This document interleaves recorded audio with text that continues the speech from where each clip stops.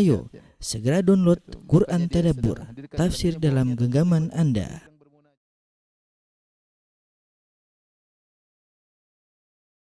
Bismillahirrahmanirrahim. Assalamualaikum warahmatullahi wabarakatuh.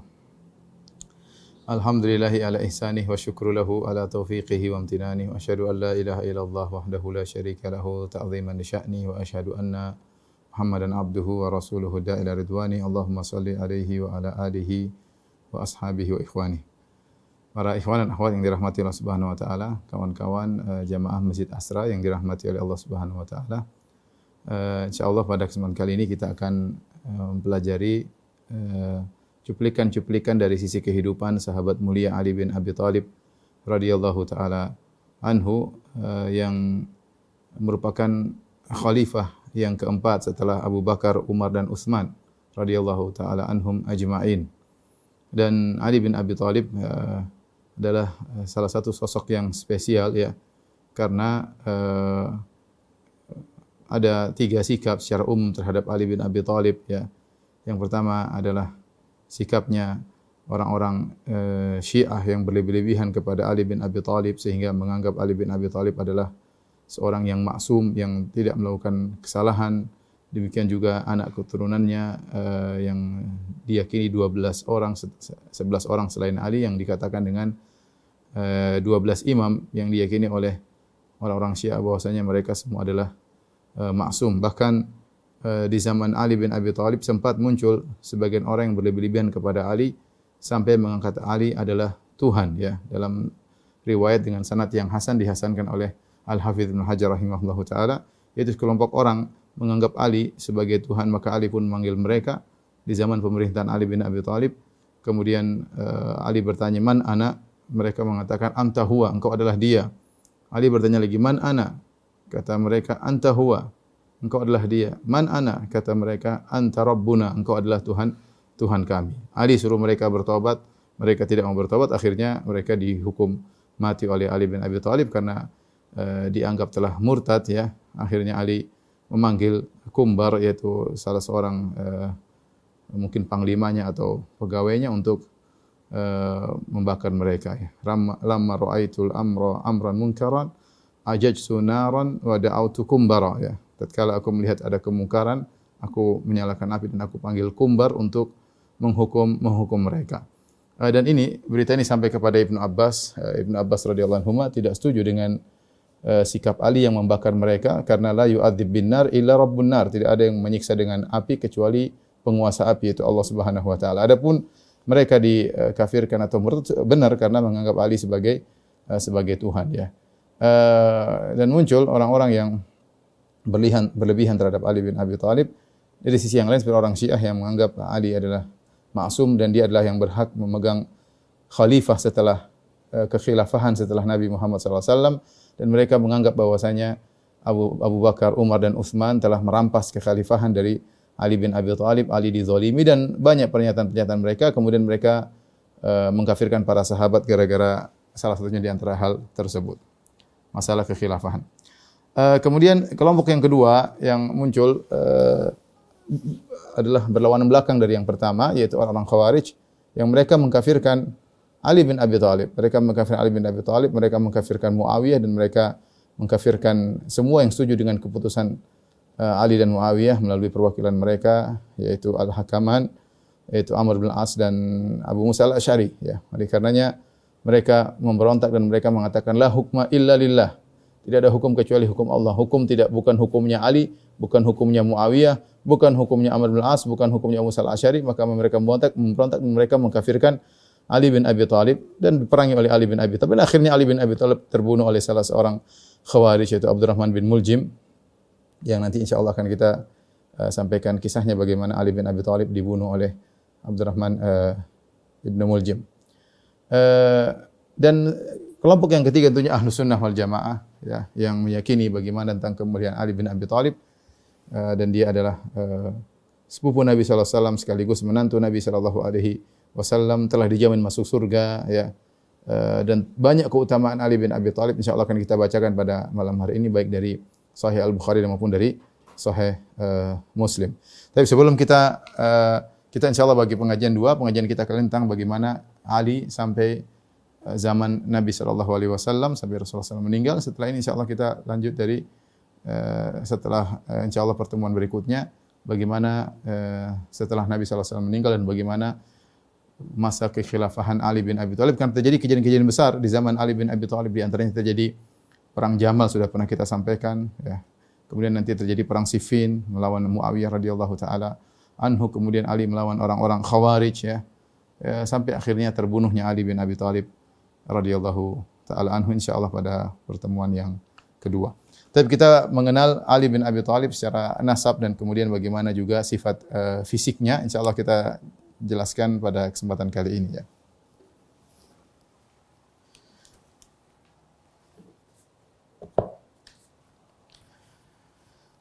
Ali bin Abi Thalib ya. Ali ya radhiyallahu taala anhu, bapaknya adalah Abu Thalib. Kemudian ibunya adalah Fatimah binti Asad. Binti Asad bin Hashim. Ya. Kita tahu Abu Thalib bin Abdul Muttalib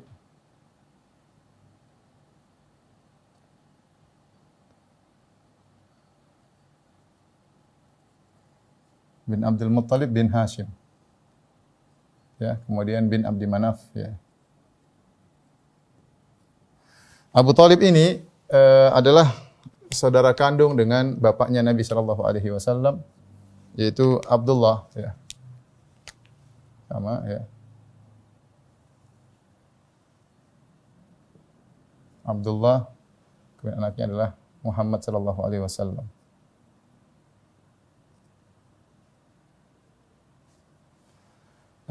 Abu Thalib punya anak-anak yang beberapa anak-anak di antaranya Abu Thalib punya anak di antaranya adalah Thalib, kemudian ada Aqil, ada Ja'far dan ada Ali ya. Yaitu anak-anaknya Thalib, Aqil, Ja'far dan Ali ya.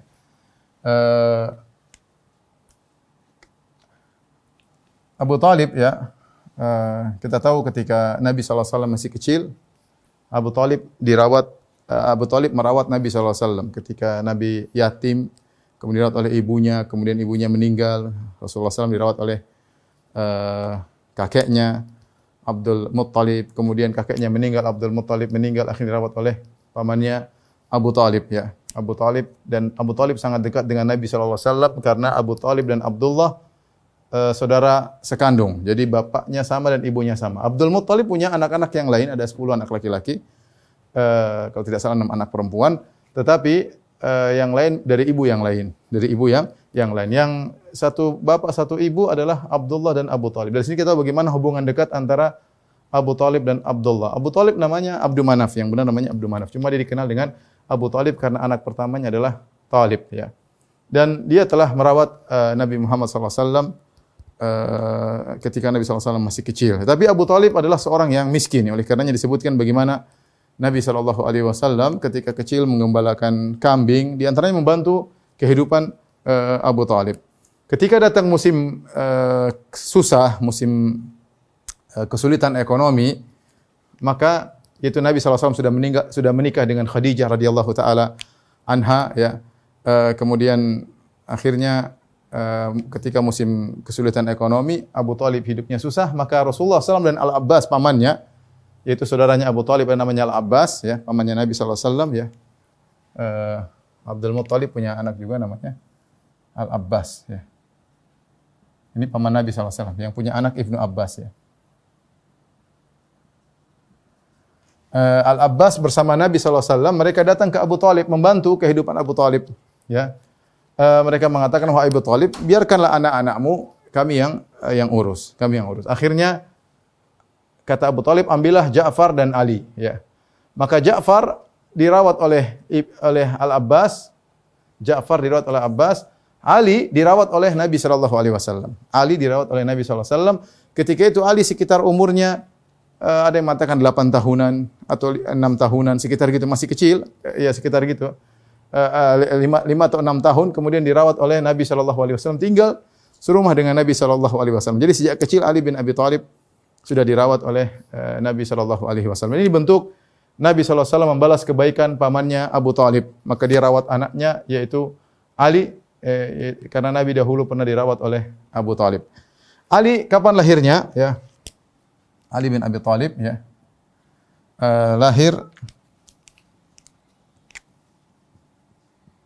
lahir yaitu 10 tahun sebelum kenabian, sebelum bi'tsah kenabian. Yaitu Nabi SAW diangkat menjadi nabi ketika berusia 40 tahun. Nabi diangkat menjadi seorang nabi, al-bi'tsah, ya, al-bi'tsah. Ketika Rasulullah SAW umurnya 40 tahun. Kalau begitu, perbedaan antara umur Ali dengan Nabi SAW adalah 30 tahun. Jadi Ali lebih muda daripada Nabi SAW sekitar 30 tahun. Adapun kunyah, maka Ali bin Abi Thalib punya 3 kunyah, di antaranya Abul Hasan, kemudian Abu Turab, kemudian Abu Sibtain.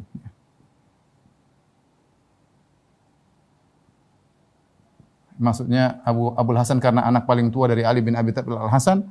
Kemudian Abu Turab karena ada kisahnya pernah saya sampaikan dalam suatu hadis. Kemudian Abu Sibtain, maksudnya Sibtain adalah kedua cucu Nabi sallallahu alaihi wasallam. Maka Ali bin Abi Thalib punya tiga kunyah ya. Adapun Ali bin Abi Thalib ketika lahir ya, dia diberi nama oleh ibunya Fatimah. Disebutkan Abu Thalib ketika itu tidak ada. Maka ibunya Fatimah menamakan Ali dengan nama bapaknya Fatimah, itu kakeknya Ali dari sisi ibu, Asad. Maka Ali dinamakan dengan Asad. Kemudian Abu Thalib ketika Asad artinya singa. Asad artinya singa. Ketika Abu Thalib datang mendapati anaknya sudah dipanggil dengan Asad, Abu Thalib tidak setuju, maka dia kasih nama anaknya dengan Ali. Ali itu artinya seorang yang memiliki ketinggian, yang memiliki derajat yang tinggi. Ali menunjukkan ulu, yaitu tinggi ya. Oleh karenanya ketika Ali bertempur dalam perang Khaybar ketika melawan seorang Yahudi namanya Marhab, kalau tidak salah, yang paling jago. Marhab menakut-nakuti, kata dia, siapa yang berani lawan saya? Akhirnya Ali bin Abi Thalib maju kemudian berkata, ana alladhi sammatni ummi Haidarah kalaythi ghabatin karihil manzarah. Kata Ali bin Abi Thalib, akulah yang ibuku menamakan aku dengan singa, seperti singa hutan yang menakutkan penampakannya. Jadi Ali lawan dia dan akhirnya Ali radhiyallahu anhu membunuh si Marhab. Tapi Ali namanya asalnya adalah Asad, kemudian diganti oleh bapaknya menjadi Ali. Adapun kunyahnya Abul Hasan karena anak tertua adalah Al Hasan. Adapun kunyahnya kenapa disebut dengan Abu Turab? Cerita yang masyhur ketika Rasulullah SAW suatu hari datang, secara singkatnya Rasulullah SAW datang di siang hari ke rumah Fatimah untuk menengok putrinya dan mantunya yang juga sepupunya, yaitu Ali bin Abi Thalib. Ternyata Ali tidak ada di rumah, padahal itu waktu tidur siang.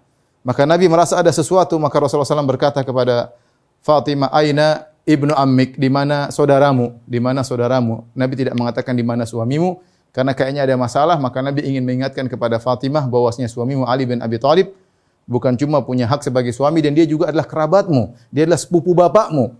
Maka Rasulullah SAW mengatakan, aina ibnu ammik, di mana saudaramu atau anak pamanmu? Maka Fatimah berkata, kana baini wa bainahu syai' faghadabani fa kharaj ya falam yaqil indi, ya. Tadi ada masalah antara aku dengan Ali bin Abi Thalib, masalah rumah tangga. Kemudian kami bermarah-marahan, ya. Akhirnya dia pun keluar dan dia tidak tidur siang di tempatku. Akhirnya Ali bin Abi Thalib menyuruh salah seorang yang ada di situ, idhab fabhath aina huwa, ya. Fanzur aina huwa. Lihat di mana Ali. Akhirnya Sahal bin Sa'ad mencari Ali bin Abi Thalib, ternyata lagi di masjid. Akhirnya dikatakan kepada Nabi, huwa fil masjid naim raqid. Ya Rasulullah, sungguhnya Ali bin Abi Thalib sedang tidur di masjid. Maka Nabi SAW pun berjalan menuju Ali bin Abi Thalib. Ternyata Ali bin Abi Thalib lagi tidur, kemudian ridaknya, selendangnya jatuh, sementara badannya penuh dengan tanah. Maka Nabi mengusap dengan tangannya yang mulia, menghilangkan tanah dari pundak Ali. Nabi berkata, "Kum ya Aba Turab, kum ya Aba Turab," yaitu bangunlah orang yang ada tanah di badannya. Ya, Nabi SAW bercanda, ya panggil Abu Tanah, ya kan? Tapi Abu Tanah maksudnya Nabi bercanda. Itu Nabi mengatakan, bangunlah wahai orang yang ada tanah di badannya. Kemudian Ali bangun, pulang, selesai urusan dengan Fatimah. Ternyata Ali bin Abi Thalib sangat senang kalau dipanggil dengan Abu Turab. Sangat bahagia kalau dipanggil dengan Abu Turab, karena yang kasih dia kunyah Abu Turab adalah Rasulullah SAW, bapak mertuanya, ya, yang sangat sayang kepada dia, yang dengan penuh tawadhu Nabi SAW justru cari dia di masjid, bukan suruh panggil Ali, bawa Ali ke sini, tidak, tapi Nabi yang datang mendatangi Ali, kemudian yang mengusap tanah dari tubuhnya, kemudian manggil dengan penuh kelembutan, "Kum ya Aba Turab." Dan itulah sebab kenapa Ali dipanggil dengan kunyahnya Abu Turab. Adapun istri beliau, ya, kita tahu Rasulullah SAW, ya, menikah dengan Khadijah, ya. Rasulullah SAW menikah dengan Khadijah, kemudian punya anak adalah Fatimah di antaranya, ya. Fatimah radhiyallahu taala anha. Nah, dari pernikahan Ali dengan Fatimah, Ali kemudian menikah dengan Fatimah pada tahun 2 Hijriah. Ya, Ali melamar dengan penuh malu-malu, melamar kepada Nabi SAW sampai dia datang kepada Nabi, tidak enak mau ngomong apa, ya, sampai Nabi mengatakan, "Ada keperluanmu?" "Ada ya Rasulullah." Dia tapi tidak berani disebutkan. Sampai Nabi mengatakan, "Kau ingin melamar Fatimah?" Dia kata, "Iya ya." Intinya Ali menikah dengan Fatimah radhiyallahu taala anha, kemudian memiliki beberapa orang anak, ya. Di antaranya adalah yang pertama Al-Hasan. Kemudian kalau tidak salah lahir tahun 3 Hijriah. Kemudian Al-Husain.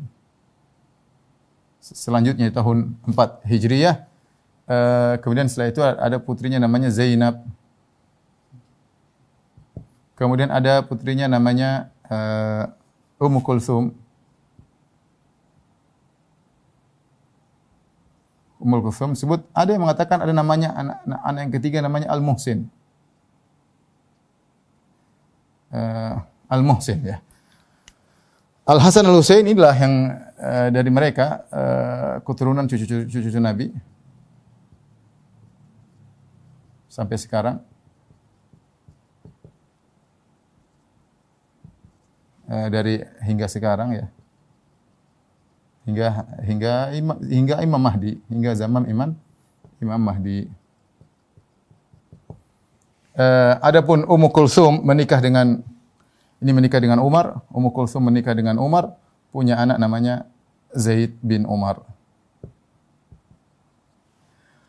Adapun Al-Muhsin, maka ini ada diperselisihkan oleh para ulama. Ahlu sunnah berpendapat bahwasanya Al-Muhsin meninggal masih kecil. Adapun orang Syiah, mereka buat cerita yang buruk, kata mereka. Umar datang kemudian mendobrak pintu Fatimah sampai Fatimah lagi mengandung Muhsin, kemudian keguguran, akhirnya sampai tulang rusuknya patah atau bagaimana. Intinya mereka menggambarkan Umar kejam masuk ke rumah kemudian menyakiti Fatimah sampai akhirnya Al-Muhsin keguguran. Itu semua adalah dusta, tidak ada riwayat yang sahih tentang hal tersebut. Buktinya Umar bin Khattab menikah dengan Ummu Kulsum dan punya anak namanya Zaid bin Umar.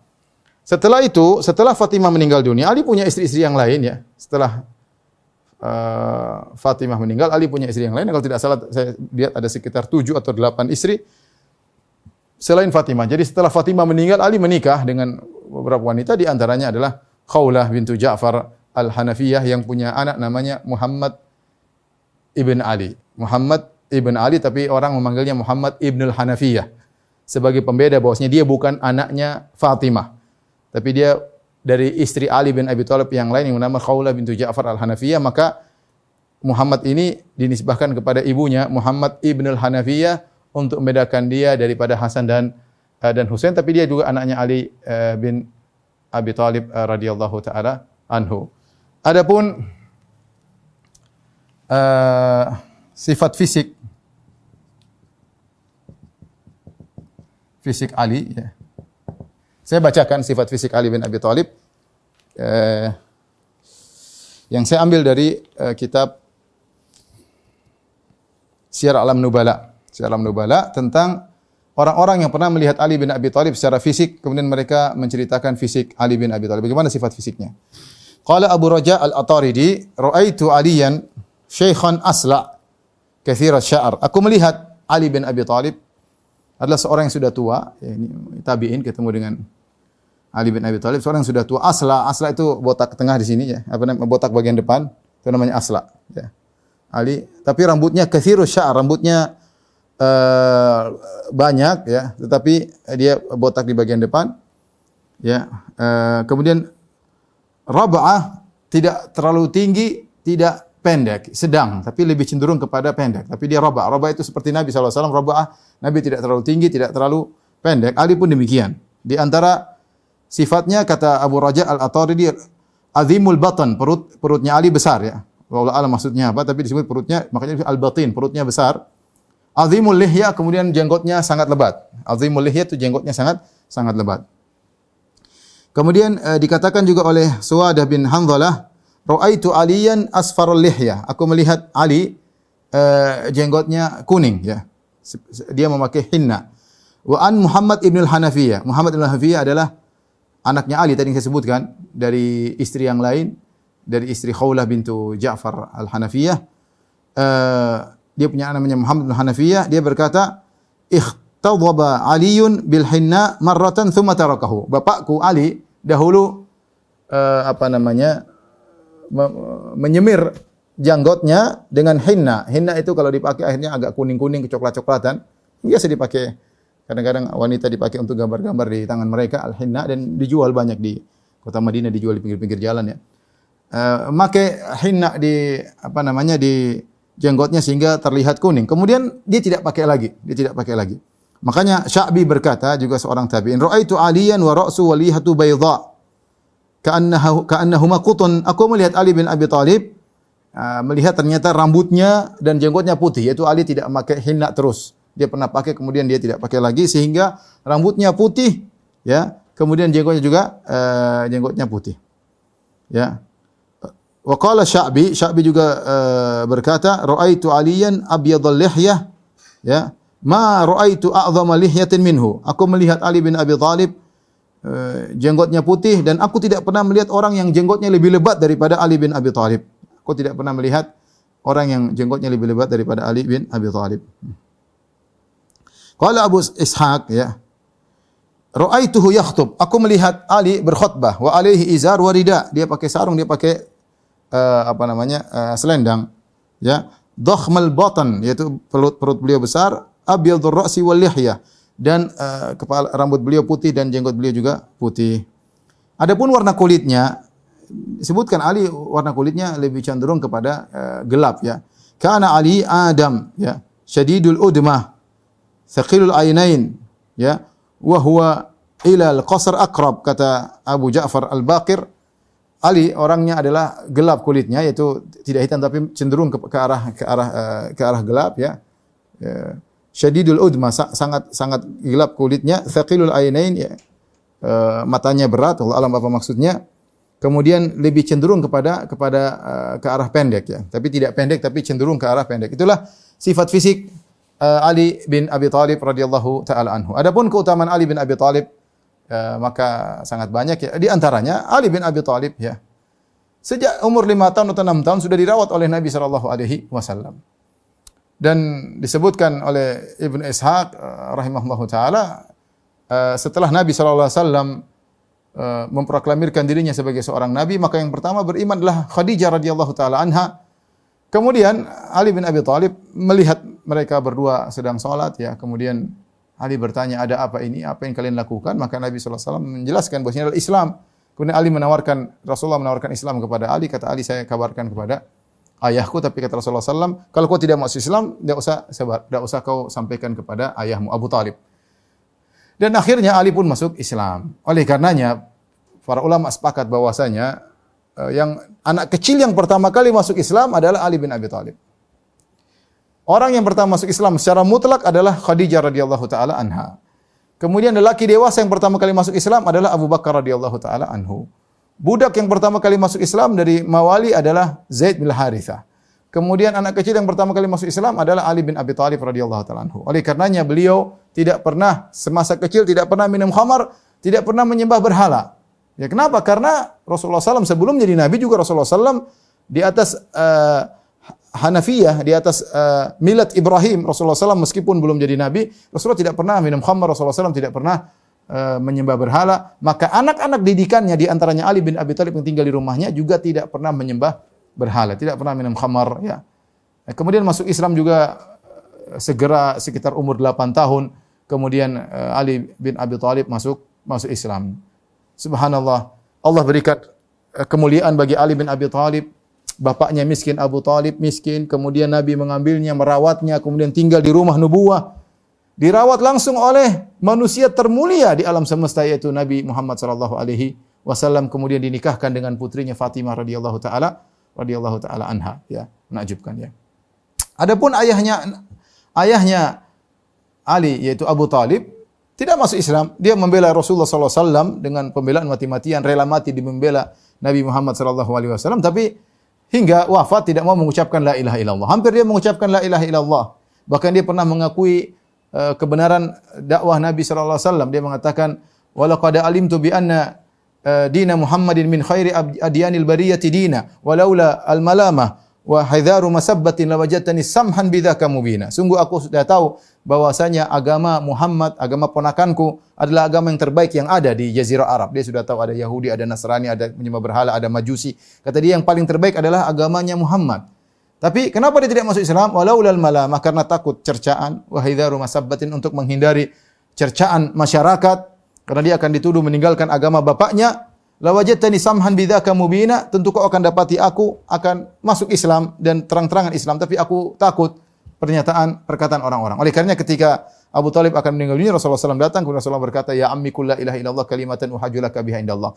Wahai pamanku, ucapkan la ilaha illallah, satu kata yang aku akan bela engkau di depan Allah pada hari kiamat kelak. Dia ingin ngomong, tapi ada Abu Jahal, kalau tidak salah Abdullah bin Abi Umayyah. Kemudian Abu Jahal mengatakan, "Atarghabu an millati Abdul Muttalib?" Wahai Abu Thalib, kau benci dengan agama bapakmu? Abdul Muttalib, bapakmu dulu seperti kami sama, musyrikin. Kau benci dengan agama bapakmu? Rasulullah SAW ulangi lagi. "Ya ammi qul la ilaha illallah." Napas-napas terakhir. "Kalimatan uhajju laka biha indallah." Wahai pamanku, ucapkan la ilaha illallah, aku akan bela engkau di akhirat kelak. Abu Thalib ulangi lagi. "Atarghabu an millati Abdul Muttalib?" Kau benci dengan agama bapakmu? Fakana akhiru ma qal aba an yaqul la ilaha illallah. Dan terakhir dia tidak ngomong la ilaha illallah dan dia enggan mengucapkan la ilaha illallah. Akhirnya Abu Thalib atau namanya Abdul Manaf bin Abdul Muttalib akhirnya meninggal dalam kondisi musyrik. Maka Rasulullah SAW mengatakan, "La astaghfiranna Allah laka ma lam unha anka." Aku akan mohon ampunan bagimu selama aku tidak dilarang. Maka turunlah firman Allah Subhanahu wa taala menegur Nabi sallallahu alaihi wasallam, di antaranya, "Maka lin nabi wal ladzina amanu astaghfirul musyrikin walau kanu uli qurba min ba'di ma tabayyana lahum annahum min ashabin nar." Kata Allah Subhanahu wa taala, tidak pantas bagi nabi dan juga tidak pantas bagi orang beriman untuk mohon ampunan bagi orang-orang musyrikin meskipun adalah orang musyrikin tersebut adalah karib kerabat mereka. Setelah jelas mereka adalah penghuni neraka Jahannam. Nah, Abu Thalib meninggal dalam kondisi musyrik, ya. Sampai Al-Abbas, pamannya Nabi SAW, bertanya kepada Rasulullah, "Ya Rasulullah, apa peranmu terhadap Abu Thalib, pamanmu?" Ya, saudaranya Al-Abbas. Kan saya bilang tadi, Abu Thalib dengan Abdullah, bapaknya Rasulullah SAW, saudara kandung. Mereka punya saudara lain ibu, satu bapak lain ibu, yaitu diantara Al-Abbas. Al-Abbas bin Abdul Muttalib yang masuk Islam. Tanya kepada Nabi, "Ya Rasulullah, bagaimana dengan pamanmu Abu Thalib? Kana yahutu, dia dulu menolong engkau, dia dulu membela engkau." Kata Rasulullah SAW, "Laula ana lakana fi darkil asfali minan nar." Kalau bukan karena aku, dia sudah di neraka Jahannam yang paling bawah. Huwa fi dhahdahin minan nar, dia berada di neraka yang paling atas, yaitu cuma api neraka cuma mengenai kakinya, tidak sampai kena mata kakinya. Ya. Ahwanu ahli nar adzaban Abu Thalib, wa yantailu min na'lain minan nar yagli bihima dimaguhu. Kata Nabi SAW, orang yang paling ringan azabnya di neraka Jahannam adalah Abu Thalib. Dia memakai 2 sendal dari api, maka otaknya mendidih gara-gara sendal tersebut. Jadi api tidak membakar seluruh tubuhnya, membakar cuma bagian kakinya, tapi otaknya mendidih. Ini azab yang paling ringan karena Abu Thalib punya jasa besar terhadap Islam, tapi tidak mau masuk Islam. Kalau dia masuk Islam, dia jadi orang paling mulia, mungkin lebih mulia daripada banyak sahabat, ya. tapi tidak mau masuk Islam. Adapun istrinya bapak ibunya Ali, yaitu Fatimah bintu Asad bin Hashim bin Abdi Manaf bin Qusay bin Kilab dan seterusnya. Fatimah bintu Asad masuk Islam.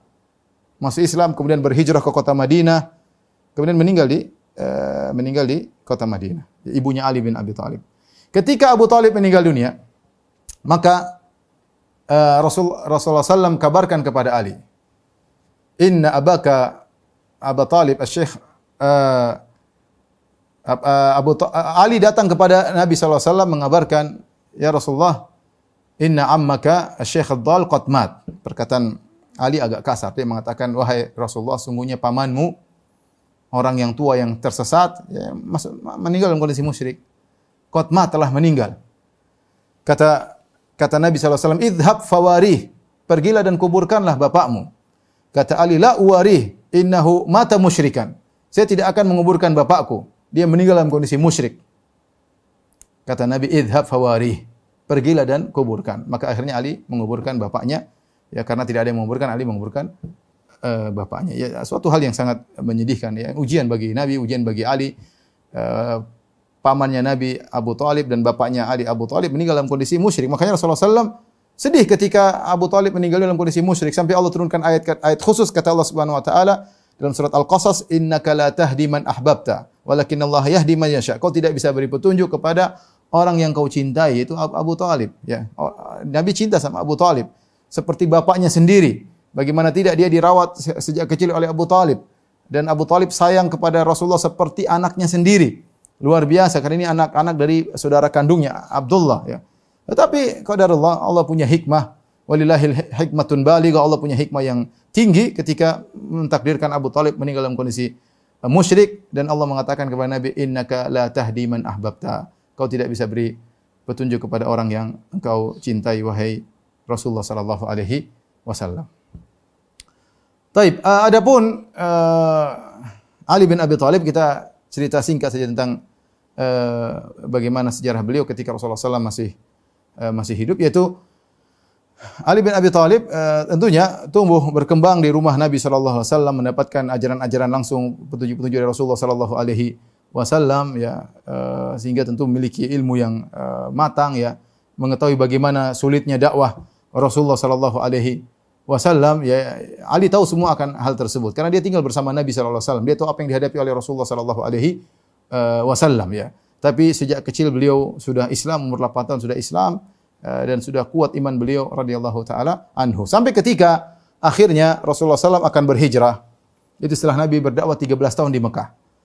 13 tahun di Mekah berarti umur Ali sekitar 23 tahun. Sekitar 23 tahun. Maka orang-orang musyrikin mengadakan rapat di Darun Nadwah. Itu rapat yang paling berbahaya. Kenapa paling berbahaya? Karena mereka merencanakan membunuh Muhammad sallallahu alaihi wasallam. Maka mereka punya ide-ide bagaimana menghadapi Muhammad sallallahu alaihi wasallam yang Allah sebutkan dalam surat Al-Anfal, idh yamkuru bikal ladzina kafaru liyuthbituka aw yaqtuluka aw yukhrijuk wa yamkuruna yamkurullahu wallahu khairul makirin. Tatkala mereka berkumpul, ya, orang-orang musyrikin, mereka berfikir apa yang harus mereka lakukan kepada Muhammad. Mereka punya ide terkumpul terfokus pada 3 ide. Apakah harus membelenggumu, mempenjarakanmu, atau membunuhmu, atau mengusirmu, ya, atau mengusirmu. Akhirnya mereka pilih untuk membunuh Muhammad sallallahu alaihi wasallam, ya. Bahkan dalam sebagian riwayat yang lemah, ketika itu iblis datang. Iblis datang dalam bentuk seorang kakek yang sudah tua dari Najd, kemudian datang ikut rapat. Ini rapat paling penting. Kalau Muhammad tewas, selesai tugas iblis. Maka iblis ikut hadir dalam rapat tersebut. Tapi riwayat datang tentang iblis ikut hadir dalam rapat tersebut, riwayatnya dhaif. Tapi datang riwayat tersebut. Yang benar riwayatnya dhaif, kata sebagian ulama, iblis tidak perlu hadir, sudah ada Abu Jahal, lebih hebat daripada iblis atau temannya lah, seperguruan. Intinya Abu Jahal, kemudian mereka rapat dan mereka punya ide. Abu Jahal setuju dengan ide yang terbaik, yaitu Abu Jahal mengatakan, kumpul masing-masing orang mengutus salah satu anak muda mewakili masing-masing suku. Suku ini, kabilah ini ngirim anak mudanya. Suku ini kirim anak mudanya. Ada mungkin 10 atau 20 atau berapa orang, anak muda semua kumpul, kemudian tikam Muhammad rame-rame. Kalau Muhammad ditikam rame-rame, maka darahnya akan tersebar ke seluruh kabilah, sehingga Bani Hashim, yaitu kabilahnya Rasulullah SAW, sulit untuk menuntut balas. Tidak mungkin dia melawan seluruh kabilah. Tapi kalau yang bunuh misalnya Banu Makhzum saja, kabilahnya Abu Jahal, maka akan terjadi perang saudara setelah itu. Pasti Bani Hashim pasti membela, tidak rela anak mereka dibunuh, yaitu Muhammad SAW. Meskipun Bani Hashim mereka musyrik, mereka tetap punya fanatik kesukuan. Dan ini sudah dipertimbangkan oleh Abu Jahal. Makanya tidak boleh satu membunuh, harus rame-rame. Satu kali tikam rame-rame, maka dikumpulkan anak muda dari berbagai macam kabilah. Kemudian suruh datang, mereka datang ke rumah Nabi SAW untuk masuk rumah Nabi menikam Rasulullah SAW, atau ketika Nabi keluar dari rumahnya mereka tikam rame-rame. Saat itu Nabi harus berhijrah dan harus ada yang menyamar sebagai Nabi SAW untuk tidur di tempat tidur Nabi dengan berselimutkan dengan selimut Nabi. Siapakah yang menjadi korban atau yang rela berkorban untuk menyamar menjadi Nabi padahal Nabi mau dibunuh? Dialah Ali bin Abi Thalib radhiyallahu taala anhu, seorang pemuda yang sangat berani, rela berkorban dan kemungkinan sangat berbahaya. Sekarang dia tidur di tempat tidur Nabi SAW. Bisa saja sewaktu-waktu pemuda-pemuda Quraisy tersebut mendobrak pintu kemudian menikam Ali bin Abi Thalib. Maka dia memposisikan dirinya sebagai Nabi SAW tidur di situ. Kemudian Rasulullah SAW malam-malam keluar. Rasulullah SAW Allah menutup pandangan mereka. Wa ja'alna baini aydihim saddan wa min khalfihim saddan fa aghshaynahum. Maka kami jadikan mereka tidak melihat. Rasulullah SAW keluar pergi ke rumah Abu Bakar. Kemudian Rasulullah SAW pun pergi berjalan hijrah. Akhirnya mereka nunggu, mereka intip, mereka sangka masih ada Nabi. Mereka intip, mereka sangka masih ada Nabi. Ternyata mereka masuk, ternyata ada Ali bin Abi Thalib. Ditanya, Muhammad di mana? Tidak tahu. Ya Allah, mungkin Ali dipukul, mungkin diapain. Allah alam bisab. Tapi ini adalah pengorbanan yang luar biasa. Ini awal pengorbanan yang luar biasa yang dilakukan Ali bin Abi Thalib, menunjukkan keberanian yang luar biasa dari Ali bin Abi Thalib radhiyallahu taala anhu. Dan Nabi mewasiatkan kepada Ali bin Abi Thalib karena Rasulullah SAW meskipun dituduh sebagai dukun, sebagai orang gila, sebagai penyihir. Tapi orang-orang musyrikin Arab, mereka kalau punya barang-barang mewah, mereka nitip kepada Rasulullah SAW. Mereka nitip kepada Rasulullah SAW. Dan titipan itu banyak. Sehingga Nabi wasiatkan kepada Ali, kau harus sebelum kau berhijrah, hendaknya kau bagi-bagi ini, kembalikan titipan-titipan orang musyrikin, kembalikan kepada mereka. Ketika Rasulullah SAW sudah berhijrah, Ali nyusul. Ali 3 hari, tugasnya mengembalikan itu titipan-titipan orang-orang Quraisy. Dikembalikan. Dan ini amanah ya. Rasulullah SAW amanah, Ali pun amanah. Ali tidak ada satupun emas yang dia bawa pergi. Dia kembalikan semua. Sampai 3 hari cari, kembalikan. Cari, kembalikan. Cari, kembalikan. Setelah 3 hari dia kembalikan semua wada'i, amanah-amanah yang dititipkan kepada Nabi SAW. Maka dia pun berangkat berhijrah. Dalam riwayat berhijrah yang beberapa orang wanita, rombongan wanita berhijrah. Dalam riwayat Ali bin Abi Thalib hijrah sendirian. Dari Madinah menuju Mekah jalan kaki. Tidak naik kendaraan. Kalau tiba siang hari dia sembunyi. Karena kalau ketahuan mungkin ditangkap juga ya. Mereka tidak duga ternyata Ali juga hijrah. Kalau malam baru beliau berjalan. Nanti kalau siang beliau sembunyi lagi. Ya. Kalau malam beliau berjalan lagi. Akhirnya sampai ke Madinah dalam kondisi kaki beliau bengkak, mengeluarkan darah karena perjalanan yang begitu jauh. Bayangkan melewati 450 kilo tanpa menggunakan kendaraan dan akhirnya sampai ke kota Madinah. Itulah Ali bin Abi Thalib radhiyallahu taala anhu.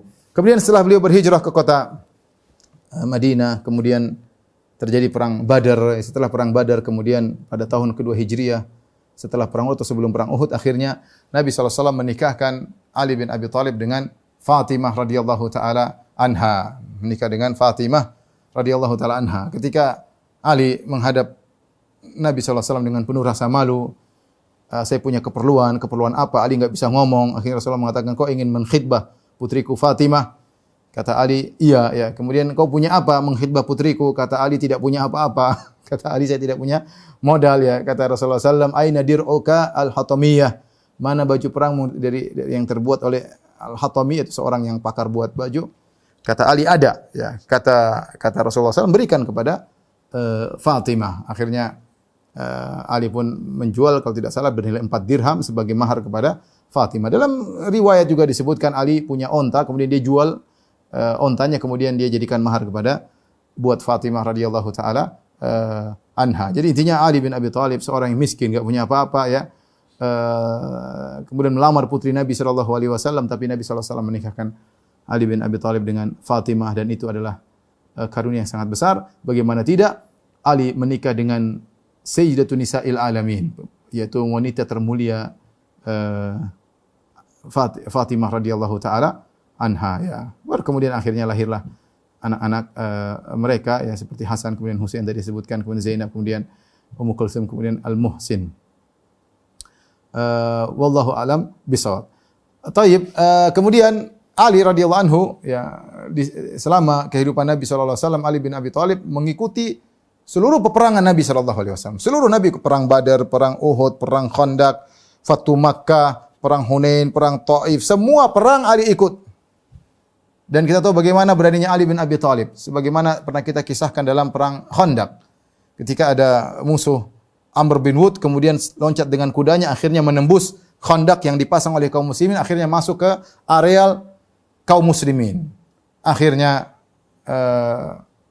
dia mengatakan, Manil Mubari, siapa yang melawan saya? Akhirnya Ali bin Abi Thalib mengatakan, saya Rasulullah SAW. Jangan Ali. Innahu Amr bin Wud. Dia seorang yang jagoan. Intinya begitulah. Kata Ali, saya Rasulullah. Sampai 3 kali akhirnya Rasulullah SAW izinkan, Rasulullah SAW pakaikan dia sorban. Kemudian Ali maju menuju melawan Amr bin Wud. Ya. Kemudian sebagaimana sudah pernah kita kisahkan, akhirnya Ali membunuh jagoan hebat dari Quraisy yaitu Amr bin Wud, ditewaskan oleh Ali bin Abi Thalib. Kemudian juga ketika perang Khaybar tadi yang Ali melawan Marhab, Marhab juga jagoan, orang jagoannya Yahudi, keluar kemudian ditantang, siapa yang bisa lawan saya? Mana ya? Saya ini jagoan perang intinya ya. Batalul mujarrabu, kata dia, saya ini jagoan yang teruji, jagoan teruji. Dia mengatakan demikian. Dia sombongkan dirinya, saya jagoan teruji, siapa yang mau lawan saya? Maka datanglah Ali bin Abi Thalib kemudian menyampaikan syair yang tadi saya sebutkan, analladzi sammatni ummi Haidar. Aku adalah orang yang ibuku menamakan aku dengan singa. Kalaithil ghabati karihil manzara. Aku ini ibarat singa yang sangar wajahnya di hutan ya, melawan saya. Mari akhirnya dibunuh oleh Ali bin Abi Thalib radhiyallahu taala anhu ya. Kemudian Ali bin Abi Thalib tidak ikut perang kecuali semua Ali bin Abi Thalib ikut kecuali perang Tabuk. Kenapa perang Tabuk Ali bin Abi Thalib tidak ikut? Apakah dia punya uzur? Tidak, karena Rasulullah SAW suruh dia menggantikan Nabi. Jadi Rasulullah kan kalau pergi ada yang menggantikan posisinya di kota Madinah. Ya, ada yang menggantikan posisinya di kota Madinah. Maka Ali bin Abi Thalib tidak diizinkan oleh Nabi sallallahu alaihi wasallam untuk ikut perang Tabuk karena Ali harus bertugas menjaga kota Madinah. Ketika itu Ali pun sedih ya. Kemudian Ali bertanya, Rasulullah, kenapa aku tidak ikut? Pingin perang bersama Nabi sallallahu alaihi wasallam. Ya, pingin perang. Ya, para sahabat demikian dahulu, mereka ingin mati syahid, ingin menemani Nabi sallallahu alaihi wasallam dalam peperangan. Kalau ada perang luput mereka sedih sekali ya. Mereka sedih sekali. Ingat ketika sebagian sahabat tidak sempat ikut perang Badar, maka mereka pingin sekali perang Uhud. Kemudian mereka ada yang berdoa kepada Allah, kalau aku ketemu perang lagi, Allah akan lihat apa yang aku lakukan insyaallah taala. Ada di antara mereka yang berdoa, ya Allah, perang besok mudahkan saya bertemu dengan musuhmu yang paling jago ya Allah, biar dia robek perutku. Ketika nanti saya ketemu dengan engkau bertanya, kenapa kau seperti ini? Aku akan menjawab, karena engkau ya Allah. Dan kemudian benar, yaitu di antaranya Abdullah bin Jahshin ya. Yang akhirnya berdoa dengan demikian, akhirnya meninggal. Artinya mereka ingin meninggal dalam kondisi mati syahid. Di antaranya Ali bin Abi Thalib ketika dilarang untuk ikut perang Tabuk, maka dia bertanya, ya Rasulullah, kenapa aku dilarang? Akhirnya Rasulullah SAW berkata dengan suatu perkataan yang diriwayatkan oleh Imam Muslim, "Amma tarda an takuna minni bimanzilati Harun min Musa?" Ya, illa la nabiyya ba'di. Kata Nabi SAW, apakah kau ridha? Tidakkah kau ridha wahai Ali? Ya, engkau dibandingkan aku seperti kedudukan Harun dibandingkan Musa. Yaitu kau tinggal, aku tugaskan kau, ini mulia. Ya, engkau dibandingkan aku seperti Harun dibandingkan Musa. Maksudnya apa? Ketika Nabi Musa alaihissalam dipanggil oleh Allah Subhanahu wa taala ke Bukit Tursina, ya. Nabi Musa berkata kepada Harun, "Ukhluf li fi qaumi," ya. Jangan gantikan posisiku di kaumku, ya. Gantikan posisiku untuk menjaga kaumku. Kemudian Nabi Musa pergi. Jadi seperti Ali, Rasulullah SAW pergi perang, maka yang menggantikan posisi Nabi di Madinah adalah Ali bin Abi Thalib. Akhirnya Ali mengatakan, "Raditu ya Rasulullah," aku ridha ya Rasulullah. Akhirnya Ali tidak ikut perang Tabuk. Itulah salah satunya perang yang tidak diikuti Ali bin Abi Thalib, itu pun karena suatu kemuliaan yang Rasulullah SAW berikan kepada Ali bin Abi Thalib radhiyallahu taala anhu. Tapi di penghujung pengajian kita saya akan menyampaikan beberapa hadis-hadis secara singkat tentunya dalam Sahih Bukhari maupun Sahih Muslim. Di antaranya Imam Bukhari membuat suatu bab manaqib Ali bin Abi Thalib Al-Qurashi Al-Hashimi Abil Hasan. Bab tentang kemuliaan, keutamaan Ali bin Abi Thalib Al-Qurashi Al-Hashimi Abul Hasan ya. Di antaranya Rasulullah SAW berkata, "Anta minni wa ana minka." Ya, engkau dariku dan aku darimu. Ini adalah tazkiyah dari Nabi sallallahu alaihi wasallam. Di antaranya kisah yang ma'ruf dalam perang Khaybar, ketika Rasulullah SAW masuk dalam perang Khaybar, itu perang yang sulit. Kalau disebutkan nanti kalau kita bicara tentang perang Khaybar insyaallah tidak lama lagi, karena kita sudah masuk perang Khandaq, kemudian sudah masuk perjanjian Hudaybiyah dalam pelajaran sirah Nabi. Nanti pada tahun ke-7 ada perang namanya perang Khaybar. Di situ banyak benteng-benteng Yahudi, kalau tidak salah 9 benteng. Sehingga mereka punya benteng berikutnya dan sulit untuk melawan mereka. Sulit melawan orang Yahudi karena mereka berlindung di balik benteng-benteng yang kokoh. Akhirnya Rasulullah SAW berkata suatu hari, "La'utiyanna rayata ghadan rajulan yaftahullahu ala yadayhi." Besok aku akan kasih bendera peperangan kepada seseorang yang Allah akan menangkan dengan sebab orang tersebut. Dalam riwayat yang lain, la'utiyanna rayata rajulan yuhibbullah wa rasulahu wa yuhibbuhullah wa rasuluh. Aku akan berikan bendera peperangan kepada seorang lelaki besok yang dia mencintai Allah dan Rasulnya dan Allah dan Rasulnya juga cinta sama dia. Allah dan Rasulnya cinta sama dia. Ini lelaki ini spesial. Dia cinta kepada Allah dan Rasulnya dan Allah dan Rasulnya juga cinta kepada dia. Pagi-pagi semua sahabat ingin, kullum yarju an yu'ta, semua ingin dapat bendera tersebut. Bukan mereka yang dipimpin, tapi karena ada status yang mulia, yaitu orang itu dicintai oleh Allah dan Rasulnya dan kemenangan akan melalui tangan orang tersebut. Sampai orang yang tidak pernah, Umar pun ingin, para sahabat ingin mendapatkan bendera tersebut. Mereka datang pagi-pagi, kulluhum yarju an yu'taha, semua berharap untuk dikasih bendera tersebut karena ini adalah kemuliaan. Tahu-tahu Ali bin Abi Thalib tidak datang. Rasulullah bertanya, aina Ali bin Abi Thalib? Mana Ali? Dikatakan huwa yashtaki ainaihi, ya Rasulullah, matanya enggak bisa lihat, sakit mata. Maka Rasulullah SAW datangkan dia. Maka datanglah Ali bin Abi Thalib dipopoh karena matanya tertutup mungkin dengan banyak kotoran mata. Maka Rasulullah SAW pun fabasaqa fi ainaihi fabari'a ka'allam yakun bihi waj'un. Maka Rasulullah SAW meludahi kedua mata Ali bin Abi Thalib, kemudian sembuh. Mukjizat Nabi seakan-akan tidak pernah sakit sebelumnya. Kalau kita mungkin sembuh merah-merah masih ada, hilang tiba-tiba penyakit hilang semuanya, kotoran hilang dari matanya karena ludah Nabi sallallahu alaihi wasallam yang didoakan oleh Nabi sallallahu alaihi wasallam, keberkahan ludah Rasulullah sallallahu alaihi wasallam. Maka fabari'a, sembuh, ka'allam yakum bihi waj'un, seakan-akan tidak pernah sakit sebelumnya. Maka Ali bin Abi Thalib pun maju, kemudian akhirnya menang. Dan itulah di antara kemuliaan Ali bin Abi Thalib ketika perang Khaybar ya, ketika perang Khaybar ya. Di antara keistimewaan Ali bin Abi Thalib, Imam Bukhari membawakan satu hadis ya. Membawakan satu hadis tadi, di antaranya hadis tentang hadis Abu Turab sudah kita jelaskan. Rasulullah SAW datang kepada Ali lagi tidur di masjid. Rasulullah SAW dengan tawadhu, bukan bilang panggil Ali ke sini, enggak, tapi Nabi yang datang menuju Ali. Kemudian Nabi membersihkan kotoran di badannya. Rasulullah mengatakan, "Kum ya Abu Turab," bangunlah wahai Abu Turab. Ya, Rasulullah memberi kunyah kepada dia Abu Turab, kunyah yang paling dicintai oleh Ali bin Abi Thalib. Kemudian di antaranya Imam Bukhari membawakan satu hadis tentang kisah Fatimah ya, ketika dia bekerja di rumah. Fatimah sama Ali hidup miskin, bukan orang kaya. Bukan orang kaya ya. Kemudian Fatimah mengerjakan roha, yaitu roha itu alat penggiling gandum ya untuk jadi tepung, dan capek ya Fatimah kerja keras di rumah ya, ibu rumah tangga. Sampai akhirnya fu'utiya Nabi sallallahu alaihi wasallam bisabyin. Kemudian ada tawanan-tawanan budak-budak wanita didatangkan kepada Nabi sallallahu alaihi wasallam, mungkin perang atau apa hasil ghanimah. Maka Fatimah ingin diberikan pembantu, seorang budak yang bantu dia di rumah. Dia dengar bapaknya punya budak-budak datang dari peperangan, maka dia datang menemui Nabi sallallahu alaihi wasallam. Ternyata dia pergi ke rumah Aisyah mencari Nabi, cari bapaknya, ternyata Nabi tidak ada. Ya. Maka fawajat Aisyah fa akhbaratha. Maka dia kabarkan kepada Aisyah, saya datang sini minta pembantu, kalau ada budak yang bisa bantu saya di rumah. Nabi tidak ada. Ketika Nabi datang, maka Aisyah mengabarkan Fatimah datang ya. Kemudian punya keperluan ini dan itu.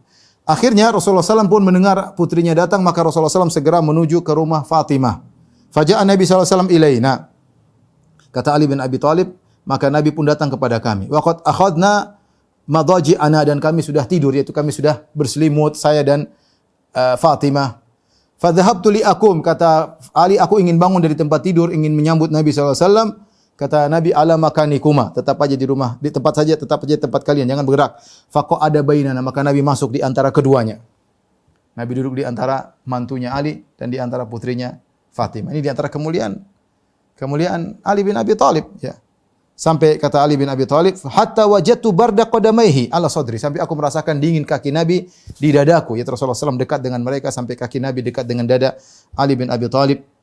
Jadi Nabi tidak berdiri, Nabi masuk di tempat tidur, Nabi duduk di antara mereka berdua.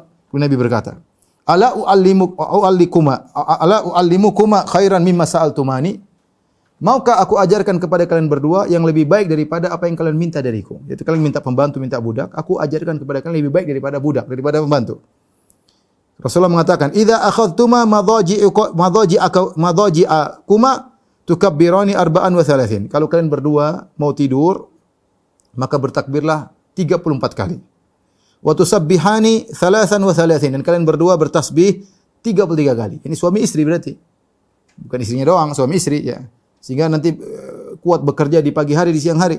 Wa tahmadani thalathan wa thalathin, dan kalian berdua mengucapkan alhamdulillah 33 kali. Jadi takbir 34 kali, jadi genap 100, takbir 34 kali, tasbih 33 kali, kemudian tahmid 33 kali.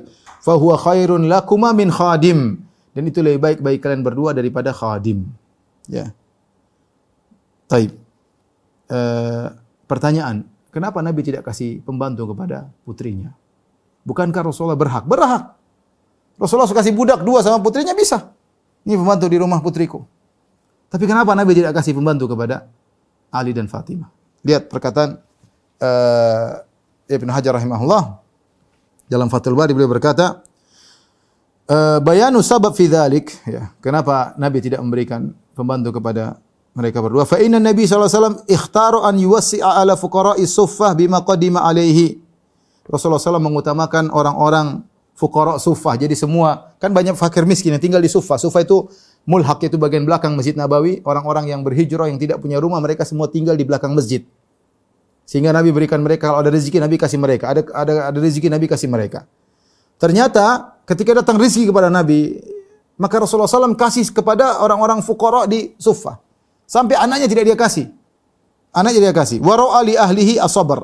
Kata Ibnu Hajar, Rasulullah SAW lebih utama memberikan kepada fuqara orang suffah, bukan karena Rasulullah SAW tidak perhatian sama anaknya, tapi Rasulullah SAW memilihkan untuk keluarganya, itu kepada putrinya dan menantunya agar mereka bersabar. Bima lahum fi dzalika min mazidi thawab. Karena dengan bersabar pahala lebih banyak. Pahala lebih banyak. Rasulullah SAW, sudahlah, lebih baik anak-anakku bersabar, ini semua saya kasih sama orang lain. Ini di antara hadis tentang keutamaan Ali bin Abi Thalib radhiyallahu taala anhu. Hadis berikutnya tadi yang saya sebutkan, amma tardu an takuna minni bi manzilati Harun bin Musa, sudah kita jelaskan dalam Sahih Bukhari dan juga dalam Sahih Muslim. Demikian dalam hadis man kuntu maulahu fa aliyun maulahu. Ini hadis bukan dalam Sahih Bukhari dan Sahih Muslim, hadis riwayat Tirmidzi dan Nasa'i. Ada khilaf di kalangan para ulama tentang kesahihan hadis ini, ya, tetapi dihasankan oleh Ibnu Hajar dalam Fathul Bari, ya. Karena Ibnu Hajar mengatakan bahwasanya jalan-jalannya banyak, ya. Dan sanad-sanadnya ada yang sahih dan ada yang hasan. Intinya man kuntu maulahu fa aliyun maulahu. Siapa yang aku adalah walinya, kata Nabi, siapa yang aku adalah walinya maka Ali adalah walinya. Ali adalah walinya. Ya. Nanti kita akan bahas di sini karena orang Syiah berdalil hadis ini tentang Ali lebih berhak untuk menjadi khalifah. Kemudian juga dalam satu hadis kata Rasulullah SAW dalam riwayat Muslim, intinya makna hadis, ya, makna hadis yaitu Nabi SAW mengatakan, la yuhibbuka illa mu'min. Wahai Ali, tidak ada yang mencintaimu kecuali orang mukmin. Wala yubghidhuka illa munafik, dan tidak ada yang membencimu kecuali orang munafik, ya. Inilah ikhwan dan akhwat yang dirahmati Allah Subhanahu wa taala, kisah singkat dari Ali bin Abi Thalib radhiyallahu taala dan beberapa keutamaan Ali bin Abi Thalib. Insyaallah kita lanjutkan pada pertemuan depan tentang peristiwa-peristiwa besar yang terjadi di masa pemerintahan Ali bin Abi Thalib radhiyallahu taala anhu. Demikian wallahu taala bisawab, ya. Kalau ada yang bertanya saya persilahkan.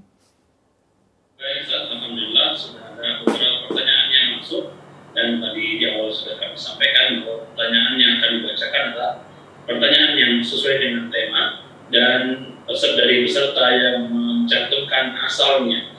yang akan kami bacakan. Yang pertama dari Wisda Tama di Majene. Ustaz, saya mau bertanya, apakah kita wajib atau dianjurkan memiliki kunyah? Tidak ya, tidak wajib memiliki kunyah.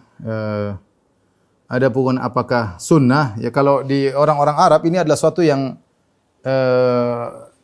adat istiadat mereka. Ya, sebelum datang Islam mereka sudah menggunakan kunyah. Seperti Abu Jahal ya.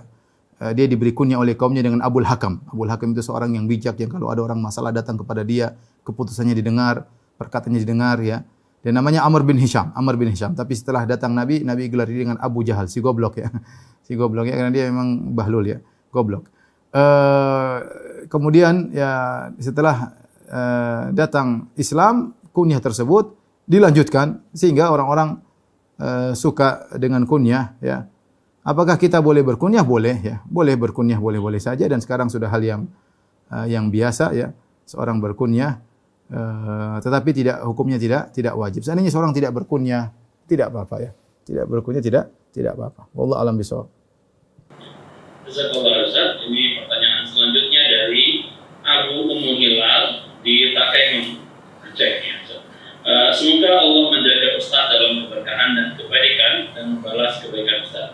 Afwan Ustaz, karena ingin sekali bertanya, ada artikel dari Sayyid Bakir Haidar yang mengatakan bahwa Ali bin Abi Thalib lebih baik daripada Umar radhiyallahu anhu karena Ali tidak pernah menyembah berhala dan minum khamar, sedangkan Umar pernah menyembah berhala dan minum khamar sebelum Umar bin Khattab radhiyallahu anhu masuk Islam. Apa pandangan Ustaz dalam pandangan tersebut? Jazakumullahu khairan. Tentu itu benar, dari sisi itu benar ya, dari sisi bahwasanya Ali tidak pernah minum khamar, tidak pernah sujud kepada berhala. Itu benar ya, kita tidak mungkin itu benar ya. Ali diberi kemuliaan oleh Allah dengan tinggal bersama Nabi, sejak kecil dirawat oleh Nabi sehingga dia tidak minum khamar, tidak menyembah berhala. Tapi kalau itu dijadikan untuk mengatakan Ali lebih mutlak lebih baik daripada Umar, tentu tidak. Tentu tidak ya.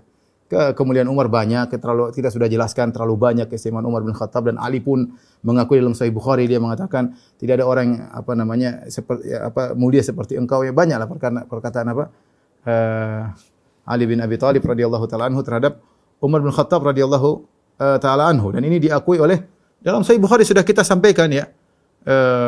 Ketika Muhammad bin Hafiyah bertanya, ya abati wahai ayahanda, siapa orang yang paling terbaik? Kata Ali bin Abi Thalib, Abu Bakar. Kemudian siapa? Umar. Ali yang ngomong dalam Sahih Bukhari. Kemudian siapa? Umar ya. Kemudian siapa? Engkau. Kemudian engkau wahai ayahanda. Kemudian kata Ali, tidaklah bapakmu kecuali hanya seorang dari kaum muslimin. Ini perkataan langsung dari Ali bin Abi Thalib radhiyallahu taala anhu. Coba saya carikan lagi ya sebentar ya. Jadi Ali sendiri yang mengatakan bahwasanya Abu Bakar lebih afdal daripada dia ya. Sebentar.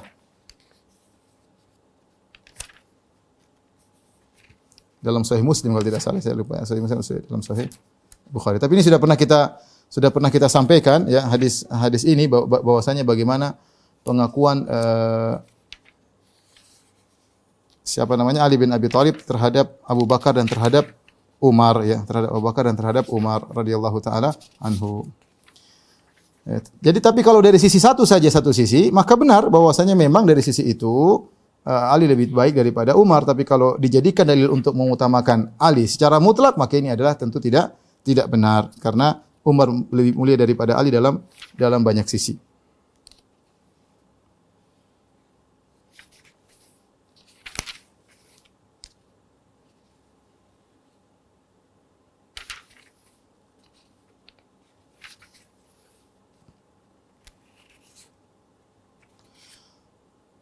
Tapi ada lagi yang bertanya?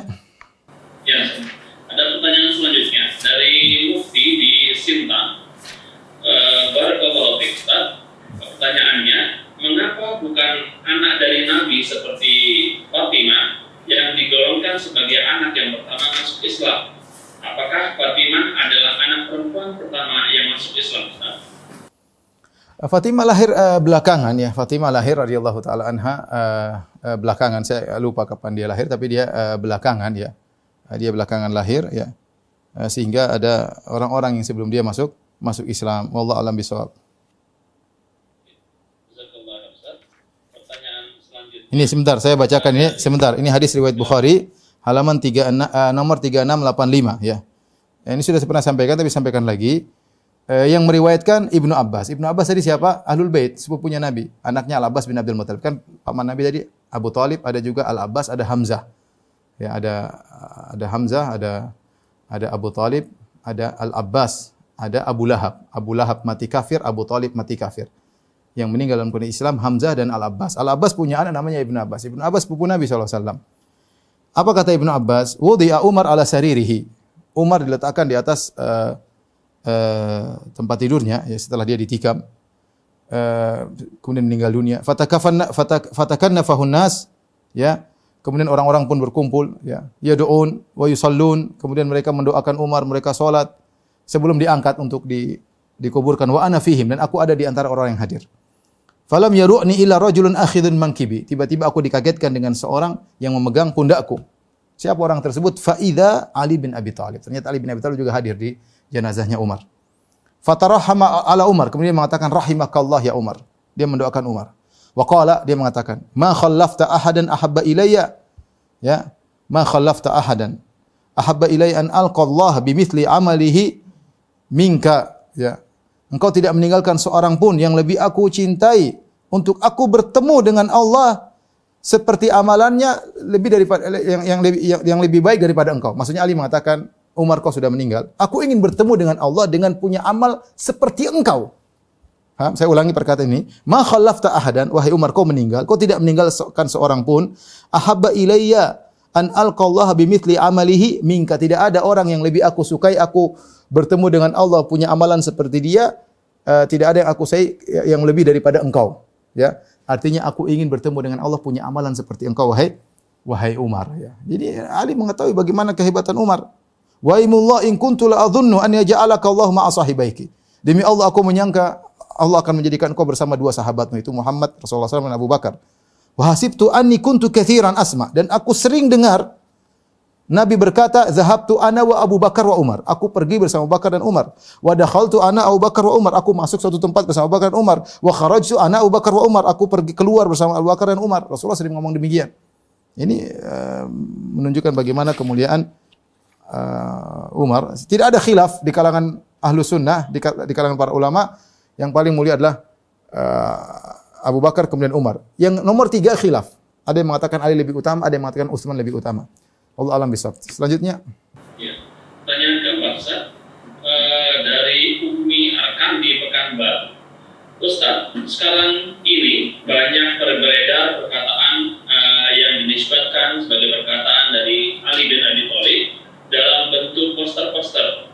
Apakah perkataan tersebut sahih? Karena ditakutkan ini berasal dari kaum Syiah Rafidhah. Bagaimana cara membedakannya antara yang benar dan yang karya orang Syiah?